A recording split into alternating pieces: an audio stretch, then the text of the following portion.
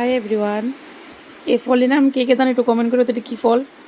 আজকে গিয়ে হাঁটতে গিয়ে সেটা ফাইলাম গাছের মধ্যে, আমি আর আজকে ফার্স্ট দেখছি, এলাকা ফাইলে আনছি। তো কেউ যদি জানো নামটি তাহলে অবশ্যই কমেন্ট করে জানাইও, আর কেমনে খাইতেও কইও। যে দেখো শক্ত, কিন্তু এই শক্ত কী ফল কমেন্ট করে অবশ্যই জানাইও। ফলটা কাটা হয়েছে, আর ভিতরটা কেমন